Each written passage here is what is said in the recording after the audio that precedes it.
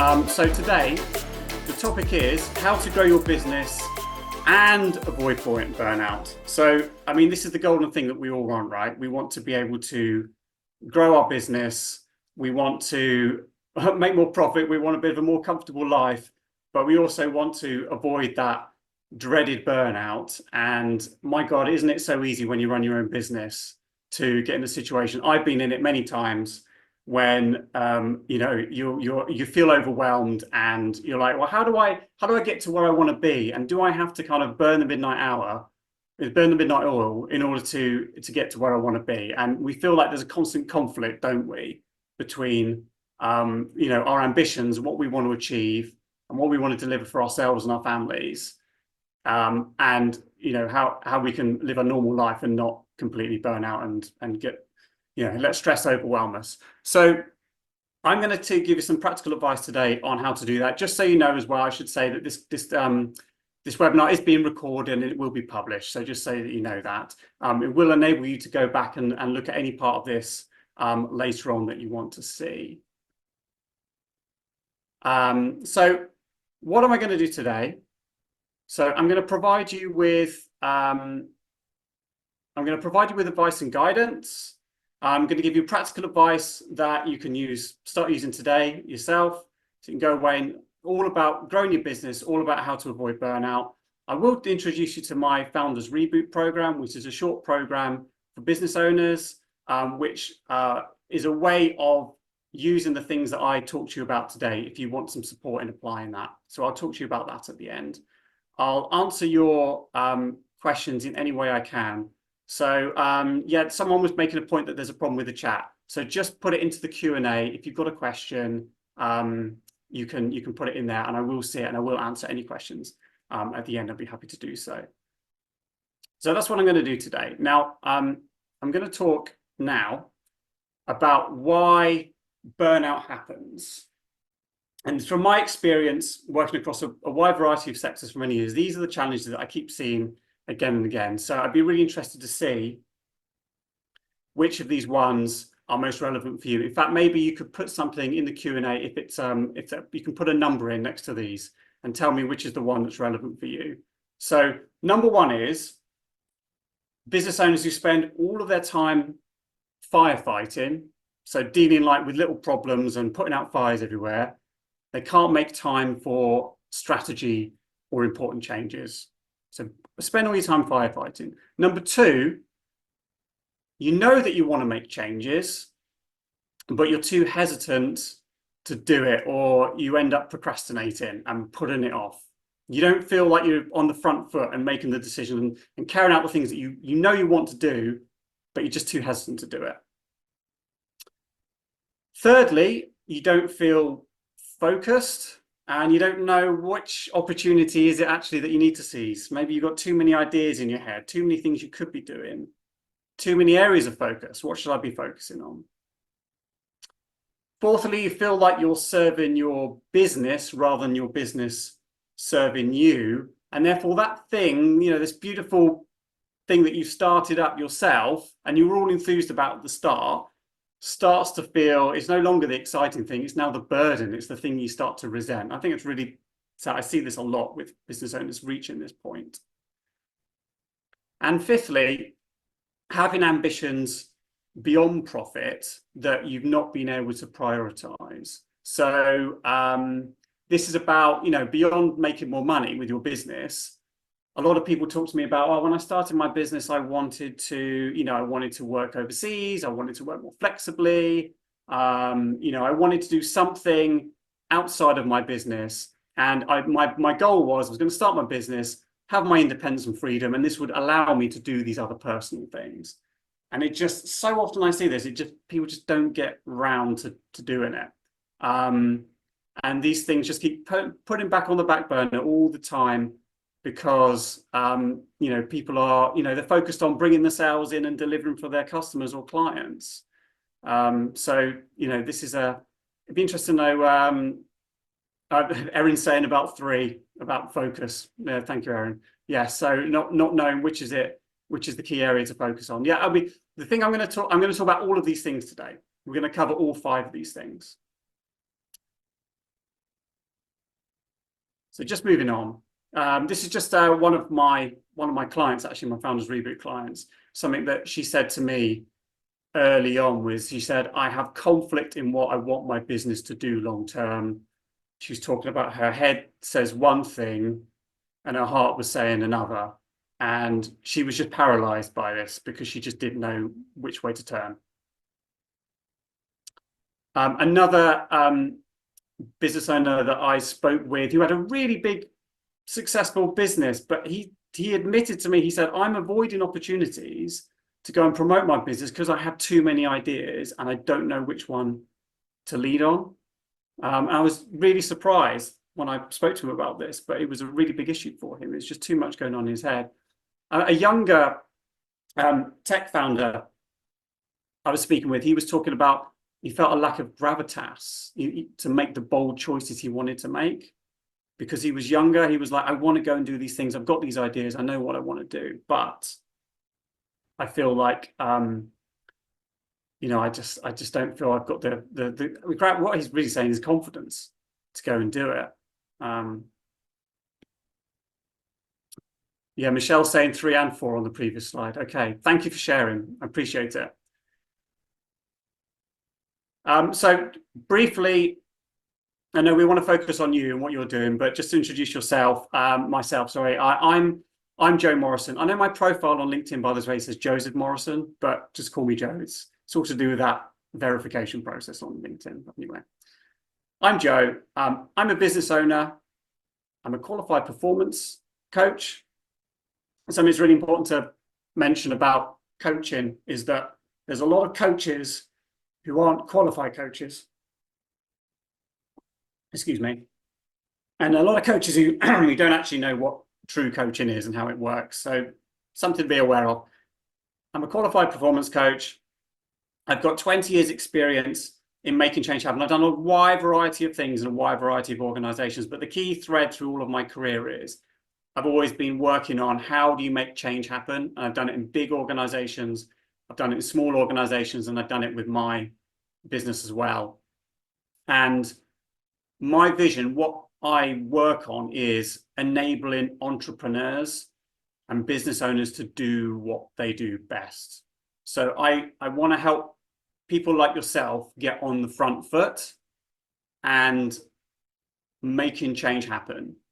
And this is how businesses start, but often, like after that initial enthusiasm, the energy and the momentum often tails off because we're just so busy selling, you know, working with customers and clients, like trying to keep all the plates spinning at the same time.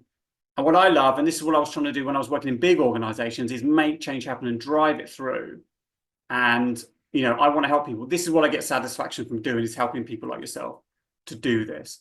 And I should just say, this is my LinkedIn link here. So I'm going to put there's some QR codes on throughout the slides here. So the one in the bottom left, if you can't make it to the end of the session today and you want to book a meeting in with me, you can just hold your phone up, your camera on your phone, to that QR code, and you will get you can get straight to my Calendly and you can book something in. The same with the one here with the LinkedIn, the bigger one on screen now, is that will take you to my LinkedIn profile if you're not connected with me. I do recommend people connect with me because I can send you things. I can send you more content, which is what I do regularly on LinkedIn, and more advice and help and content that we're producing here. But I need to connect. I can't, if you follow, I can't send you those things. So that's there. I can bring this back up if you ask me to later. But come back to my vision. What is it I'm trying to do? I really believe that progress depends on founders. This is my belief. If we don't have people like yourselves starting new businesses, creating products, creating services, improving services and products and experiences for customers and clients, like if we don't have that, like society as a whole just doesn't progress. We're just stuck. And there's many people out there who are very, very good at, you know, running their day-to-day, you know, in their work, managing a budget, managing a team, but they can't do new things.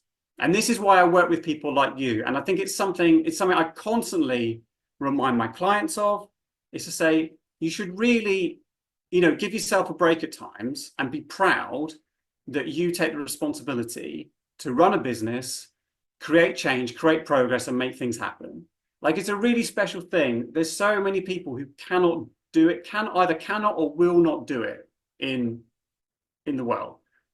You're a special group, and you should really acknowledge that.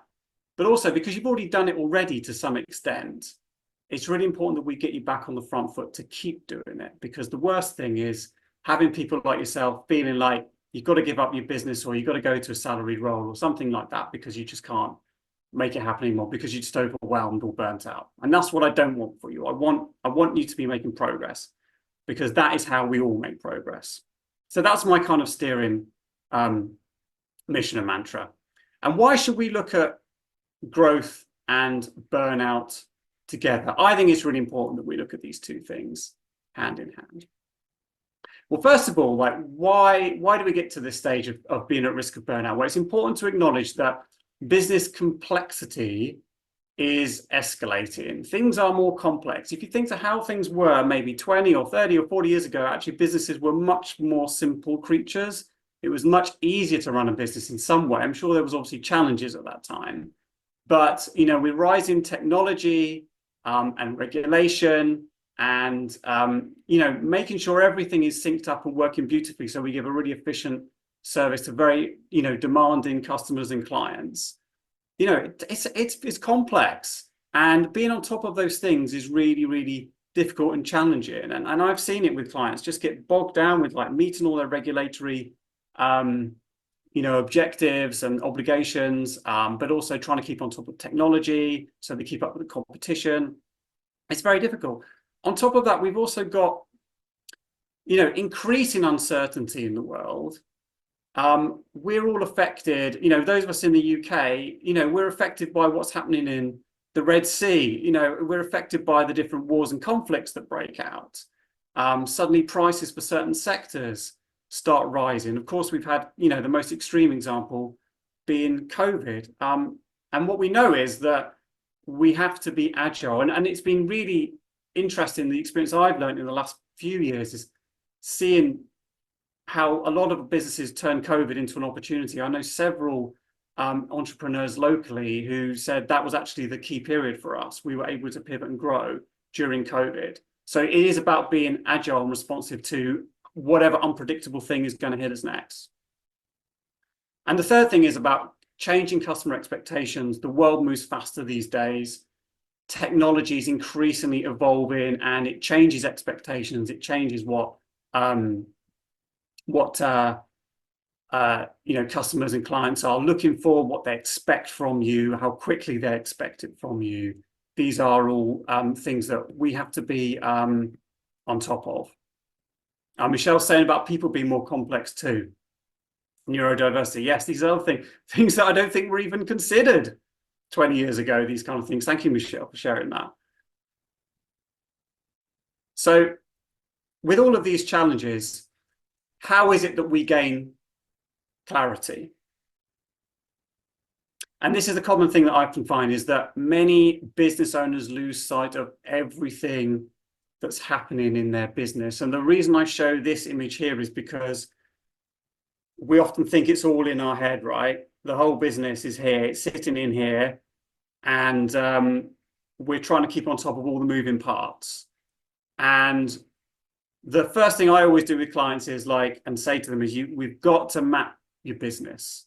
We've got to get it on paper, because if you're carrying it all around in your head, it's just a recipe for disaster. And the power that you gain and the control that you gain from putting it down, and the way that I do it is that we get it onto one single page. We get all the moving parts, the suppliers, the partners, the channels. The really key important bits are audiences and your value proposition. And to simplify that down, I talk to people and I say, tell me, what is it you offer to your clients? And they give me a great long big spiel. And it's well, we need to get this much simpler, because that's what's going to make you a focused business. So having clarity on that. So this is a common mistake to make, is having it all in your head and thinking that you can balance that. Another important piece of advice for you is, understand yourself. Start looking at yourself and your personality and your communication traits, your habits, because founder businesses are shaped by the founder's style and personality. And your opportunities for growth, to go out of your comfort zone, and to expand are going to be, they're going to lie in this, because you are going to have certain traits and bad habits and blind spots that are holding you back. And so becoming aware of that thing. So I work with clients, I use a system called DISC where we do this, where we start to, it's a very quick questionnaire. You quickly understand, like, what's your style? What are the style of other people? How do you work better with other people? And what is it you've got to do more of in order to get to the next stage where you want to get to? So think about yourself. The third thing is you've got to think about what occupies your time. So many founders and business owners focus on firefighting and small actions, and it ends up soaking up all their time. And the other key thing is it ends up soaking up all your enthusiasm and all your momentum. So you've got to recognize this, and that why do we get into this situation where we feel like we're spending all the time on stuff that we hate? Is this something that you recognize? Like, tell me in the Q&A if this is something you recognize, that you feel like you're spending all your time on either something you hate or you're not very good at. Because this is something I see a lot with people. And the reason why it happens is it feels like control. So when we're doing these actions, these things that we don't like doing, it feels like we're in control, because we think, well, if I just get that off my plate, I'm done with it and I can move on. And then I can get to the exciting stuff where I'm excited about it, and I can add value and I can really drive it and I'm passionate about it. But let's be honest, those things never really come off the plate, do they? We say we just get through it and we work all hours, but actually it keeps going on week after week, month after month, year after year. So we've got to understand that in many ways, this is a trait of business owners and founders, that, we like to solve problems, but it actually can tip over into control freakery. And we've got to recognize that in ourselves. Actually, we need to reel it back. So what is occupying your time? And we've got to be a bit honest with ourselves about that. So having recognized those problems, what are the things we can do going forward that could transform us and can actually get us back on the front foot? Now, this is a really important point for me, about understanding your true value. And this doesn't matter if you're a tech giant or if you're a local bakery. Without unique value, you're at the mercy of better resourced competitors.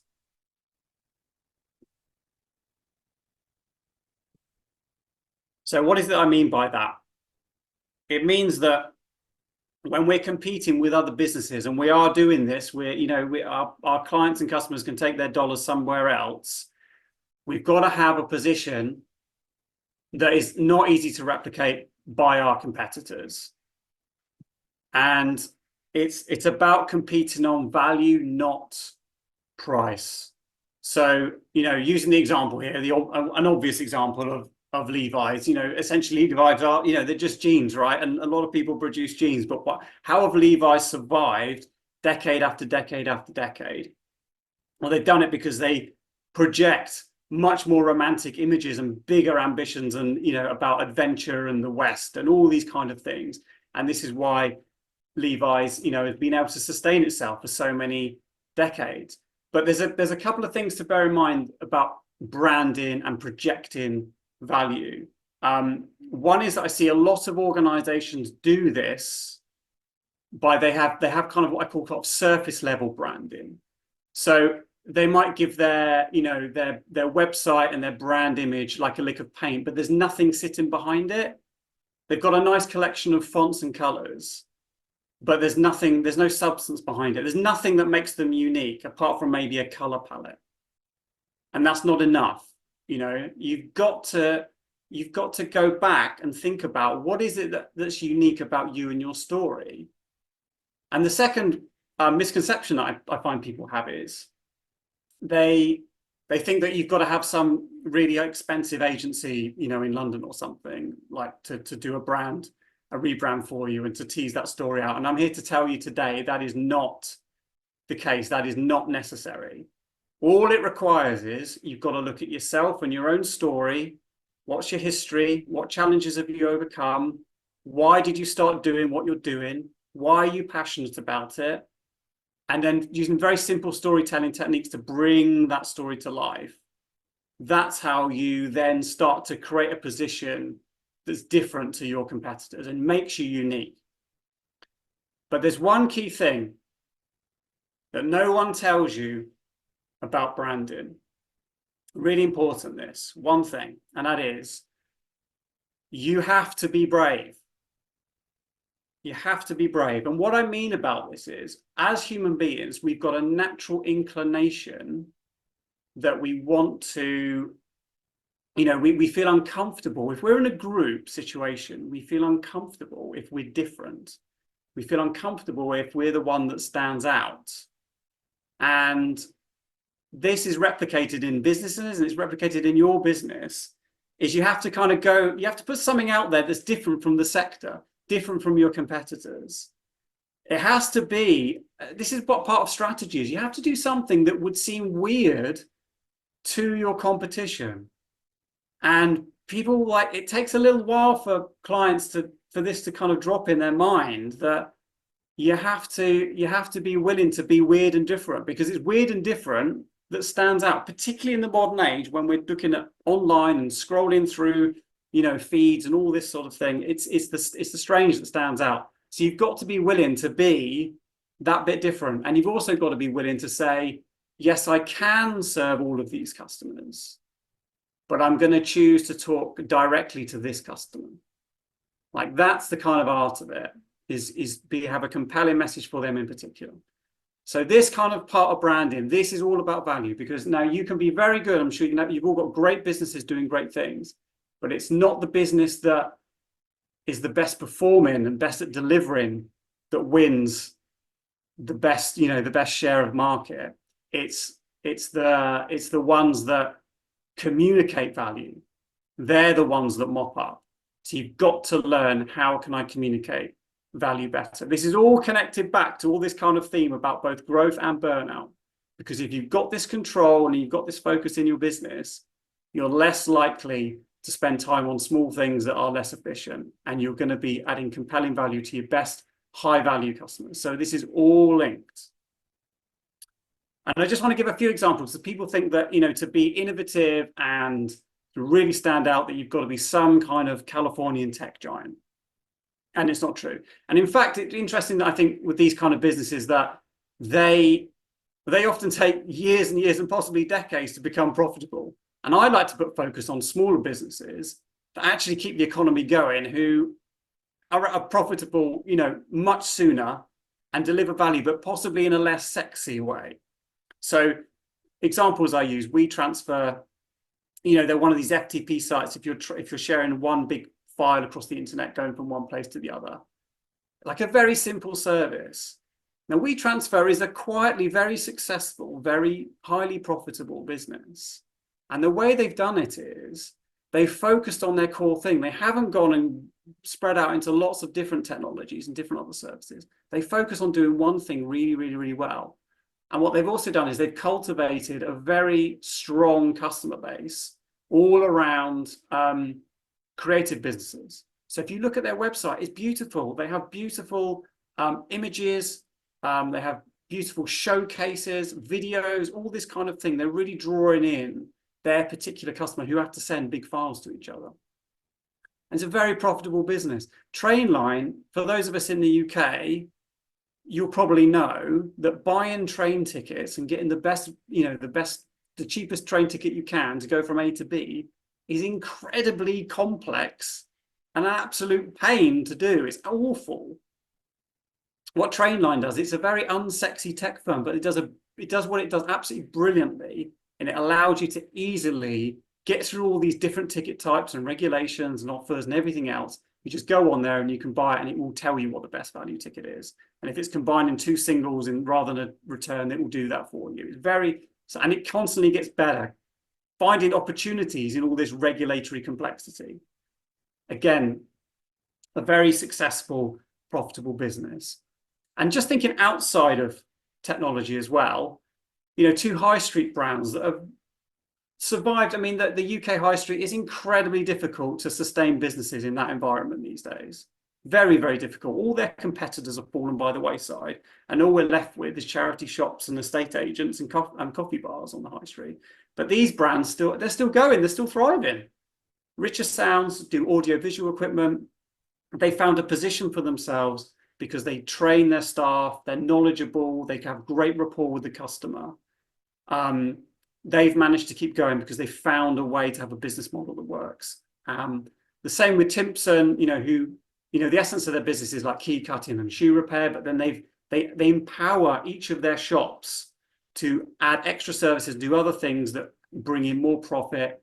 And they again, it's a big staff empowerment issue, which is enable them. That's the model that works for them with their spaces. And again, it's a very successful business in a time when it's incredibly difficult on the high street. So this doesn't have to be about sexy brands. This is about finding focus with your customer and serving them beautifully and efficiently and creating, you know, unbelievable value for them. And the classic example, as we've recently seen, is Body Shop, which recently went into administration. There's a quote here from Mark Constantine from Lush. He says, for those of us who are old enough to remember the 80s and 90s, you used to go into Body Shop, and when you bought, and what are they selling? Like lotions and soaps and, you know, beauty products. But it gave you that feeling like, I'm changing the world buying a product from Body Shop. Like, that is incredible value just from selling soaps and lotions and potions. So that's what they were able to do. And then, of course, over time, you know, since it was sold, it's gone through several other businesses, it's just become generic. So it's gone from bravery to, you know, that couldn't be copied, and now it's in administration. So this is, you know, this is what we don't want. This is not the path. We want to go the other way. So thinking about your business, here's a question to ask you. Are you an organically growing business, or are you a controlled business? So by organically growing, I mean, are you, you know, is it like the example I showed before? Is it business all in your head? You're carrying it around with you, and if you were to get hit by a bus tomorrow, you know, the business will be absolutely finished. You know, are you kind of running from pillar to post to keep it going, or are you controlled? Have you mapped out your business? Can you get it on a page? Do you know where you're going? This is the first step we need to make, is you have to become a controlled business. The trap to fall into, if I just work that little bit harder, if I just have in more coffees and work more nights, if I just get more things off my plate, things will be better. It doesn't change, does it? We keep doing these things, but it's a trap, it's a cycle. We need to recognize this, and we need to, if we keep repeating it, you know, we need to change it. We need to make a change, but you need to make that decisive choice to change. The other common thing I do see with businesses is that sense of like, well, we want to do the big change, but let's do it next year. Next year never comes. I see this with small business, I see it with big business, the change never comes. You've got to bring it up front. This is what I do with my clients, is like, I force them to like get it down. What are we going to do? That's the big, most important thing strategically we know we need to do. And let's make a really tight, specific plan to make it happen.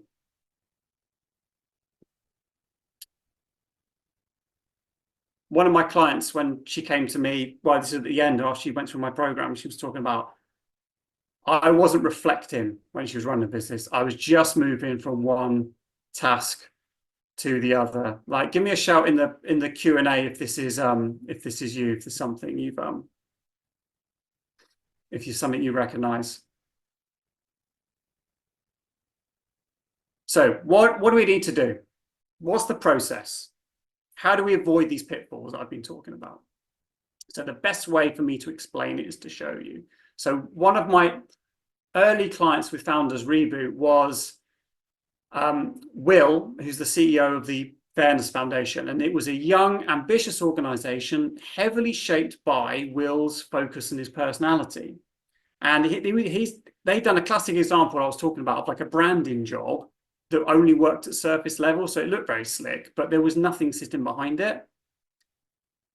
They were targeting many diverse audiences simultaneously, but no kind of clue of like who's actually most important and who do we actually need to not proactively communicate with. And it was a confusing mix of ideas and activities and noise. So there was a lot going on. It wasn't clear what the strategy and the priority was. So what we needed to do was refine the strategic focus, the story. So what I talked about before, I really urge you to like find out what your story is and meld that into a positioning. So that's your strategy, and then it feeds into your tactics and what you're going to do. And I worked with Will to identify his style, his personal style, his communication style, and where he should go against type to break unhelpful habits. And my program, I create a safe environment to explore and practice and learn that, because it can be daunting at first doing this stuff. So it's all about kind of making it safe and easy for you, so you can have a practice of this stuff, and I can help reflect back to you, what the DIS report's telling us and what your habits and what I'm observing is telling me. And the solutions he developed were ultimately owned and honed by Will. So when I work with clients, I'm not given the answer, because you will always certainly have the answer in your head. I bet you do. It's about helping you to get those answers out and prioritize them. And sometimes a lot of what I do is it's helping to people see options they haven't considered, like widen your options before we kind of come in and focus and decide and make decisions that are going to take us forward. And the critical thing is working with Will is holding himself to, like helping him hold himself to account, because we know we've all got these ambitions of things we want to do, but if we haven't done them for years, like when is it going to happen? I'm going to talk a bit more about this later, but if there's one thing I want you to really take away from today, it is get yourself an accountability partner. Whether you work with me or whether you work with someone else, like get yourself an accountability partner, someone who you're going to speak to on a regular basis, who's going to ask you, what have you done about X since we talked about it last time? You said you wanted to focus on this customer. What have you done about it? Because just having that person and knowing you're going to meet that person is all the difference in terms of actually delivering and doing it. All of that work I did with Will was focusing on three things. It was creating focus for his organization. It was about how to communicate better. So how to communicate value. The focus creates the value. The communication communicates value. And then there's the accountability to make it happen. Those are the three things. This underpins everything I do, is I keep these three things. And with different people and different personality types, there's something to reflect on yourself, is, are you more of a reflective person or are you more of an action person? Now, action people are very good at making decisions, and they're very quick to go, right, we need to do this, let's get on and do it, bang, bang, bang. Nearly always the solution for them to help them grow and to be less stressed is to help them reflect more, to slow them down. And when I work with a client who's more reflective, they're more of a considered person, they tend to work at a slower pace. So my job working with them is to speed them up. So I'd be interested to know what you are. Where do you think you fall on this? Are you an action person or are you a reflective person? Nearly always the solution to what your challenge is to go the other way. Speed up, slow down. It's always the way. It's the key things, the crux of it. So these are the steps. I built this for Will. We worked around step one, around his leadership, understanding his personality, understanding himself. We then worked on communication, and that was about him personally communicating, but it also helped us tease out the story for his organization and his brand and the value he's going to communicate. Then we put all of that together into the strategy, and there's a number of exercises I do to help people find that focus. Like, I just use proven stuff. I've used so much stuff over 20 odd years. I don't have any fat in this. I just go straight to the stuff that I know works. We get the strategic clarity, and then it's about tactical plans. So this is about having 1, 2, or 3 real priority things where we've got smart objectives and I use like a minimum viable product approach, which is all about using insight to create value and to create change in your business, but not getting sucked into perfection, because we know perfection is the enemy of gaining momentum. So that's where the tactics are really important space to finish, so that clients go away knowing like, this is what I'm going to do next, and I am going to make it happen. So the outcome for Will, like he's had about a year, 18 months now working on this since he worked with me. And he's gone so far because he's just willing to go out there and test things and let the data lead him on what's working. Like, he's such a good client to work with. And he was saying how he enjoyed the process being reflective and action orientated, getting the two together and knowing how he needed to overcome his blind spots, his bad habits, all of that kind of thing. But you've got to look, this is one of my key points, you've got to look holistically, right? You've got to look at yourself and your business. That's the critical thing. You've got to look at these two things in the round. That's how you get breakthroughs, and that's how you're going to avoid burnout. So I said that I would talk about my Founders Reboot. It's my short program for business owners.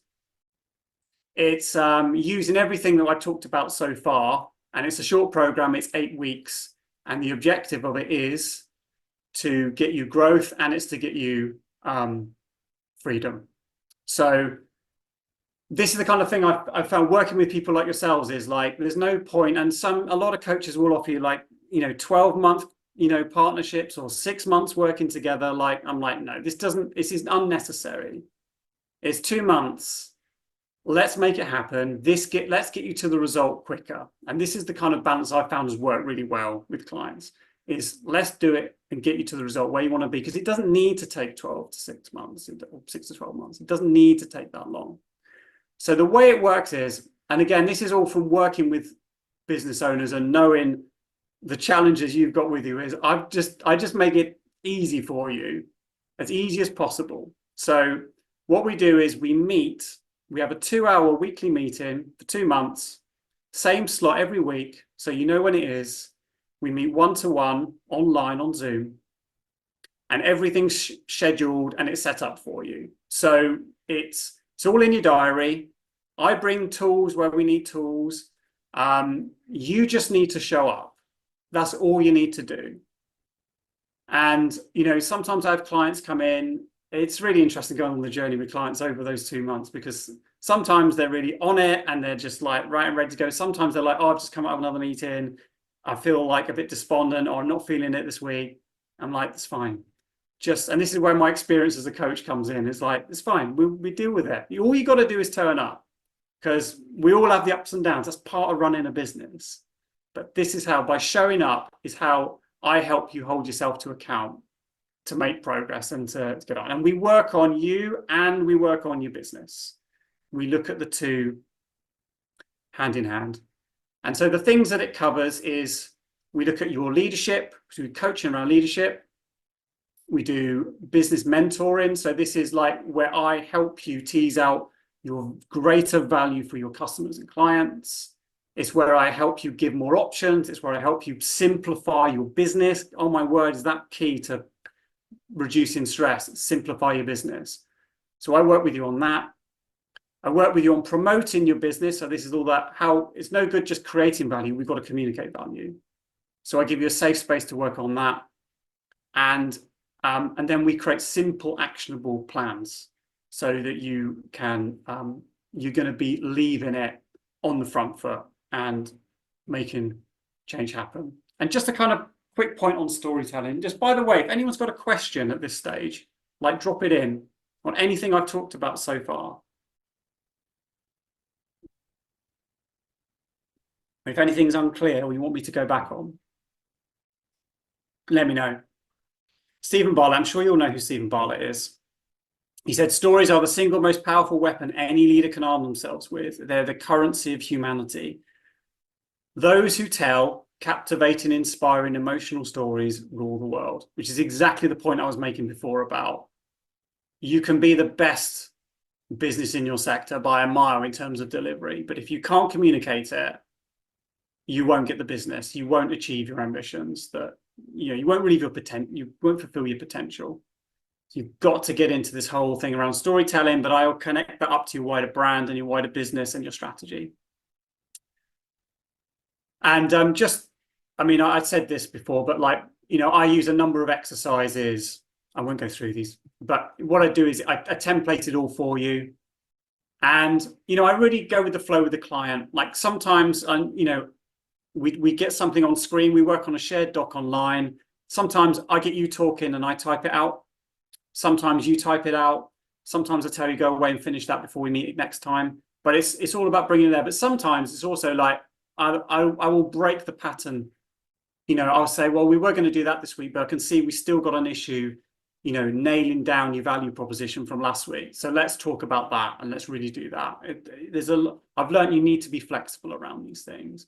But all of this stuff is all in one place. It's all templated on one document. By the end of the 2 months, you've got a full, examination of yourself, a business plan, a tactical plan, like a new story. It's all there in one place for you. Dead easy.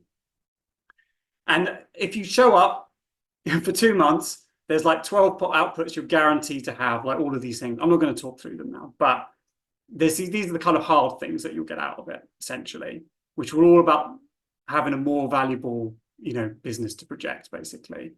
But the key thing all of those things give you is greater control, strategic proactivity. So none of this like we'll never get around to it or we'll do it next year. Actually, no, working on the thing you're most passionate about and you need to do. Proactive on your strategy, reduce stress, more profit. That's the goal. And if you're interested in doing the Founders Reboot, there's 2 criteria here. One is obviously got to be a founder or an entrepreneurial business owner, however you describe yourself. And second thing is you need to make a conscious decision to take control and be willing to stand out. All the things I talked about. And you've got to take action based on insight, yet avoid, because we give you loads of insight. You'll be amazed how much insight you'll unearth about yourself in this process. So we use that insight to improve, but we avoid perfection. So really this whole second point is about, you've got to show up and be willing to go with it. But I make it easy and safe for you to do this. And this comes back to my point before about having an accountability partner. So if you have an accountability partner where you say, I've got a goal and I want to achieve it by X, 2/3 of people who have someone to go and speak to about that, will achieve their goal. So you're more likely than not to achieve it if you have an accountability partner. If you meet continuously, rise it to 95%. This is the difference that having someone to hold you to account really makes. It's huge. It's the one thing you've got to take away from today is this. And I talk about with my clients that I like to help them rediscover their founder energy. That's what I call it. And Jane was one of my clients. She works in hospitality. She said, the program was the perfect time for me. I want my business to feel exciting like it used to feel before I became overwhelmed with tasks. So it really gave her that new impetus and energy once she'd been through the 2-month process. This is Claire's more in the B2B consulting space. And she says, it forced me to make choices. And that's what I really needed. She was one of these people who had too many ideas in her head, serving too many types of clients and not having the focus value that she could. And this is an example from Claire's business. Before, she was talking about her business about, this is what I do leadership and change consultancy. And it's like, well, this could be anyone in any sector. It's just too broad. And then when we worked it through, we worked out, where's her natural strengths, but also the type of clients she liked to work with, where she'd had most impact. And by the end, this was how she's now talking about herself. She does personal development. She's a personal development coach and mentor for finance and operation leaders who have been given new responsibilities. So she's talking about a much more specific client and a specific moment in their career, which, is it's something, if those of you kind of know people in finance, typically when they get to finance director, they do it for 3 years, and then the CEO wants to keep them, do it. So that what they do is they give them, oh, I'll give you operations as well, or I'll give you IT, or I'll give you something else. And they typically have a new remit that is, that's suddenly kind of out of their finance world and makes them uncomfortable. So Claire's really focusing on that moment of uncertainty with the client, where she could deliver loads of value. So now, when people see what she does, if they're in that category, they're like, wow, this speaks to me. This is me.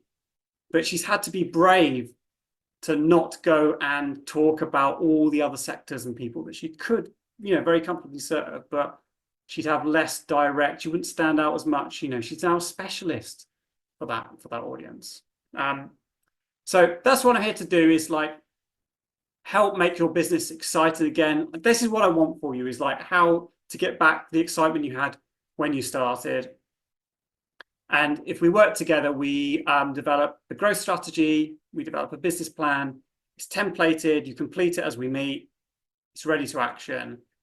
You also understand yourself better, and that's how you unlock your potential. Oh, my throat's getting really dry today. So if you're interested in joining the Founders Reboot, I've got a new cohort starting soon, starting in May. As I say, what happens is we meet for 2 hours a week for 2 months. And so you pick a slot. So you can have Monday mornings or Monday lunchtimes. I've got one evening slot, Monday evenings. If you want to do this out of hours, you can choose to do the evening slot, but obviously there's only one of those. So if you want it, you've got to move fast to get it, basically. But there we are. So we'll meet. So if we meet Tuesday mornings, it'll be every Tuesday morning. We have we have that slot, and it's yours. And we just need to keep meeting every week on that 2 hours. There is an early bird price at the moment for this next cohort, which is 1590. The early bird expires on Monday the 13th of May. So if you sign up before then, and remember, if you want a specific slot, you've got to move quick to get that slot because somebody else might want it. But if you sign up before then, you'll save yourself £400 on the cost. If you want the evening slot is slightly more. I'll just remind myself what it is. So the evening slot is 1990. And if you book that before the early bird expires, you'll save yourself 500. So you'll save yourself more for the evening slot. So there's only 6 slots I've got. That's the only capacity I've got between my other work and consulting work and things. So if you want the slot, you've got to. The other thing I can offer you is if you want to pay in 2 installments and split the costs, you can do that. So you can pay half at the start and half at the midpoint. And the other thing I do for you is I give you a free accountability call after you finish the Founders Reboot program. So what happens is you get to the, we do the 2 months together, and then I set a call with you, and you tell me when you want it. You say, Joe, I want to meet in a month, I want to meet in 2 months, I want to meet in 3 months. That's when I want my accountability call. And my clients find that really, really helpful. It just gives them that thing to be like, I know Joe's going to meet with me. I know I need to get my skates on and make this happen. I don't want to turn up and I've not made progress. So that's a free call, and that's worth another £300, and that's just free as part of it. So how do we do this? If you want to meet with me, if you're interested in Founders Reboot, we have to have a conversation first. You can use this QR code. So this is the one that's been in the corner the whole time. Hold your phone up to the screen, the camera, hold it up to that QR code. It will take you to my Calendly, or you can go to foundersreboot.com, and my Calendly is on that website as well. You can book a slot. I've got 20 call slots available in the next week or so.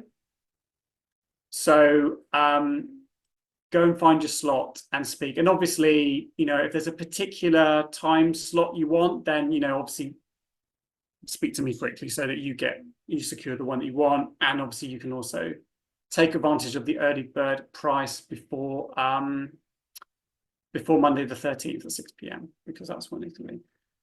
I'm like really out of breath now going through all that. I feel like I've just talked and talked and talked, which of course I have. Did that resonate with you? Like, tell me, like, speak in the Q&A if there's something that really stood out for you or that was really relevant for you. I'll just have a look in the Q&A now and just see. Erin was mentioned about the Levi's, about reframing their marketing. Yeah. Thank you, Erin. Yes, it's all about finding that high value. But yeah, post me a question now if you've got any thoughts. Otherwise, I'm happy to just wrap it up here. And 5 minutes early as well. So there you are. Give me 5 minutes back. Oh, someone's got a question. Oh, Michelle's saying no questions, but thank you. Yeah, thank you, Michelle. I really hope to speak to more of you in a one-to-one conversation. I will always give you my honest opinion on like whether Founders Reboot is the right approach for you. If it's something else, I always just give you honest advice. So come and speak to me, and I'll give you my perspective. I just need to hear what your ambitions and your challenges are, and that's what really excites me, because I'm always interested to see what people's different situations are. Where is it you want to get to? That's what we're here to do. That's what we're interested in. Thank you, Erin says, nicely done. See, it got to 12 o'clock, so you've got to go. All right, cheers, Erin. Good to see you, and I'll speak to you soon. Yeah, and that's it. So if there's no other questions, come and book a slot with me. And thank you very much for taking the time out of your Tuesday to come and listen. I hope it was of value. I hope it's something you can take away and you can do something with. And I look forward to seeing you in the future. Thanks very much.